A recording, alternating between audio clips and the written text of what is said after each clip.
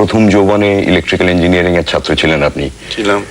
উত্তরকালে নামের পেছনে অনেক দেশি বিদেশি দামি ডিগ্রিধারী আপনি ইঞ্জিনিয়ার মিস্টার এইচ মুখার্জি হতে পারতেন, তৈরি করতে পারতেন অনেক বড় বড় ট্রান্সফর্মার বা পাওয়ার গ্রিড, অনেক দেশ বিদেশে সফর করতে পারতেন নানান কাজে।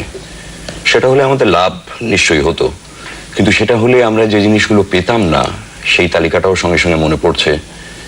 আমরা পেতাম না গায়ের বধূ, আমরা পেতাম না রানার পালকির গান, আমরা পেতাম না অসংখ্য ছায়াছবিতে অজস্র মন মাতানো গান, আমরা পেতাম না ছায়াছবির জগতের বাইরে শুধুমাত্র বাংলাতেই 200টিরও বেশি রেকর্ড ক্যাসেটে আপনার অসংখ্য ভালো গান। আরো বেশি হবে, তারও বেশি মনে হয়।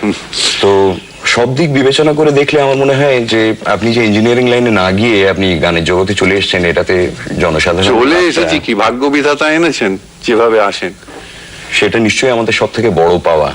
তো সেটাতে কিন্তু আমাদের লাভ হয়েছে সব থেকে বেশি।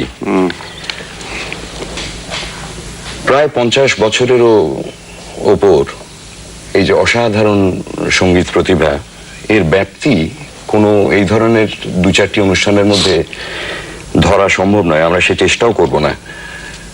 আচ্ছা হেমন্তদা, আপনি তো 1937 সালে প্রথম রেকর্ড করলেন, অবশ্য গান করছেন আপনি তার অনেক আগে। তার আগে রেডিওতে 35 সাল। আপনি সেই সময়কার কিছু কথা আমাদের 35 সালে তখন স্কুলে পড়ি, তো প্রতি বছর যে প্রাইজ ডিস্ট্রিবিউশন হতো সেখানে মিউজিক্যাল প্রোগ্রাম হতো শেষকালে।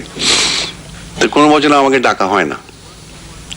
তো সুভাষ মুখোপাধ্যায় আমার সহপাঠী কবি, আচ্ছা, সে বলল চল তোকে রেডিওতে নিয়ে যাবো। আচ্ছা, তো সেই আমাকে নিয়ে রেডিওতে গেল, একটা অডিশন হলো, অডিশনে পাস করলুম, পাস করে প্রোগ্রাম এলো। তখন তো তাহলে আপনি স্কুলে পড়ছেন? স্কুলে পড়ছি, আচ্ছা, ক্লাস 9, মানে এখনকার সেকেন্ড ক্লাস, মানে পরের বছর ফার্স্ট ক্লাস, তারপরে ম্যাট্রিকুলেশন। তো তখনকার গান গাওয়াটা খুব অপরাধ, যারা পড়াশোনা করছে, মেয়েদের তো কথা ছেড়েই দাও, ছেলেদেরও ভয়ঙ্কর অপরাধ ছিল। অনেক কষ্টে বাবার পারমিশন জোগাড় করে তো রেডিও গাইতে গেছিল। আচ্ছা, তো রেডিও শুরু 1935-এ তাহলে রেডিওতে, 35 একটা, আর 36-এ আবার একটা অডিশন দিলাম, আবার একটা পেলাম। আচ্ছা, আর রেকর্ড বেরোলো 1937-এ।